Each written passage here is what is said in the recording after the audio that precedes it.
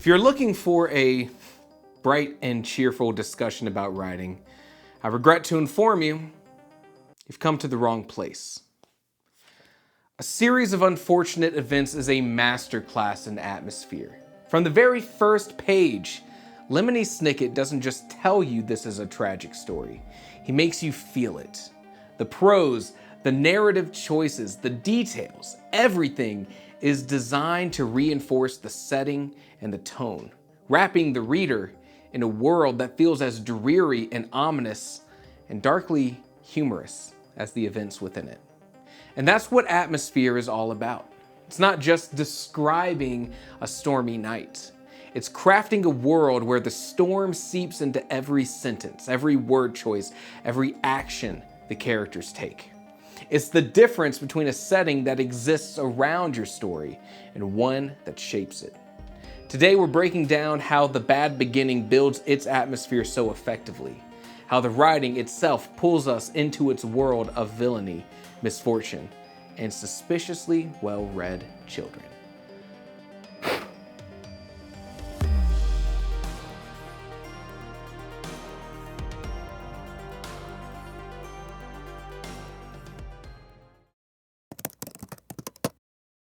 Atmosphere is more than just a setting. It's a feeling a book creates. The way that every single element of a story reinforces a specific mood, a vibe, a tone. In The Bad Beginning, Lemony Snicket doesn't just tell us the Baudelaire orphans are doomed. Yes, you heard me right. I called them the Baudelaire orphans this whole video. Sorry. He uses atmosphere to make us feel their misfortune, and he does that through prose, narrative decisions, and detail. One of the biggest tools for creating atmosphere is prose. And Snicket's style is a character in the book, even more than Count Olaf himself. He's dry, he's melancholic, absurdly formal in his narration. It constantly reminds us of the book's tone. I mean, take the entire opening paragraph. If you are interested in stories with happy endings, you would be better off reading some other book. In this book, not only is there no happy ending, there is no happy beginning and very few happy things in the middle. I mean, this immediately sets expectations. The detached voice, but it's kind of playful. I mean, it tells us we're in for a bleak story, but it's also kind of charming and funny. The narration wants us to turn back, which of course only makes you want to read it more. Now, Snicket also uses little tricks in his prose, like vocabulary, right? His signature "which here means," which are always explanations in some kind of darkly funny way, also reinforce that atmosphere. Check this out. The children were alone in the world, and as they wandered the rickety streets of the city, they felt as if they were stuck in some horrible nightmare, in which the world had suddenly turned upside down and become completely unfair, which here means a place where Count Olaf gets to be your legal guardian. It's overly precise, sometimes it's academic. The tone clashes with the tragedy of the situation in a way that makes the misery both feel exaggerated, but also inevitable. The contrast is a defining feature in the book's atmosphere, grim and yet darkly humorous. Stick around to the end of this video for some tips on how to do this in your own novels, which probably aren't meant for middle grade kids, but I promise you, you can take some tips here and use them in your own books. The small details in The Bad Beginning work overtime to reinforce the book's atmosphere. Count Olaf's house isn't just dirty, it's described as filthy and dark and crumbling and filled with unpleasant smells and dripping faucets. Justice Strauss's library, in contrast, is warm and inviting, but ultimately kind of useless in helping out the orphans, and that just adds to this contrast, this hopelessness. Even the characters' names contribute to the atmosphere. The Baudelaire, that calls back to a French poet, Charles Baudelaire, famous for his dark melancholic poetry. Count Olaf's very name, it sounds theatrical and exaggerated, and it fits his kind of exaggerated cruelty and ridiculous nature. And this extends to the names of different locations even. And this was one of the very first things that I noticed in nailing down why the atmosphere in this book is so good. Doldrum Drive, the briny beach, Molktuary money management. And then there's the ever-present motif of fire. Fires haunt the Baudelaire orphans from the very beginning. It's destruction, it's loss, it's a lack of control in your own life. Their parents die in a fire, and as the series continues on, fire becomes a running theme, and it's an ever-present danger in these books. Beyond prose and detail, Snicket shapes the book's atmosphere also through the structure, the narrative structure. Most books promise the reader that things will get better, and that the characters will triumph, and that justice will be served. But a series of unfortunate events does the opposite. Snicket constantly reminds us that the Baudelaire orphans will not find happiness, at least not in the way that we expect. And this isn't just stated outright in the narration, it's actually reinforced by the way the story unfolds. Every time that the orphans seem to see a glimmer of hope, it's ripped away. They discover Count Olaf's evil plan. He manipulates the law to make it legal. They warn the adults.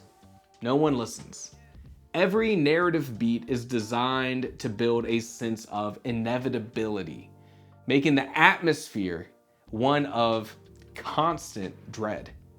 Even Snicket himself, as the narrator, plays into this. His presence feels like a historian documenting events that he knows can't be changed. Instead of an omniscient storyteller who offers comfort, he provides warnings. And he laments that as if he too is trapped in this unfortunate world, there's no way out. And this is even shown in the dedication of the book, written as this Lemony Snicket character to his lost love. Every part of this book reinforces that atmosphere. What makes The Bad Beginning so effective is that its atmosphere isn't just the setting. It's embedded into every single aspect of the story. The prose sounds like misfortune. The narrative structure just reinforces that hopelessness, and the details paint a world that is absurd and inescapable. If you want to create a strong atmosphere in your own writing, take a page from the series of unfortunate events. Don't just describe the setting. Let the voice, the structure, and the details immerse your reader in the world you're building. Make them feel it, not just see it. Make them feel it in every single word that you write. Now, how do you do that? Here are some actionable takeaways for adult fiction writers. Maybe you can apply it this way. Make your narrative voice reflect your atmosphere. If you're writing a noir thriller, then you make that prose short and sharp and cynical. But if you're writing a surreal horror novel, then you lean into that poetic prose, that disorienting descriptions, almost like Lovecraft. The way that you tell the story should evoke the mood you want the reader to feel. In some genres, this is more important than others, but it's still a conscious choice that you have to make. Embed atmosphere in your plot and story structure. If you want an oppressive atmosphere, structure your story so that hope is repeatedly offered and then dashed, just like The Bad Beginning does. If you want a chaotic, unpredictable atmosphere, then you have to make the plot twist and turn unexpectedly, reflecting that same instability. Atmosphere shouldn't just be in the background. It should be built into the bones of your story. Use details that do more than just describe. Every detail should contribute to the mood. A candle's flame could be a comforting thing, or it could flicker ominously, and it all depends on how you describe it. Small repeated motifs like fire in a series of unfortunate events can subtly reinforce your story's themes and emotions and any other symbolism that you want to showcase. Create contrast for emotional depth. Humor can make tragedy hit harder, just like Snickett's witty narration makes the Baudelaire's suffering more poignant. If your world is bleak, give brief moments of warmth or beauty before pulling them away, and it makes that darkness feel even heavier. A master of this piece of advice is Dungeon Crawler Carl by Matt Dinniman, who combines the chaos of the book series with these tender, almost tear-jerking moments between the characters.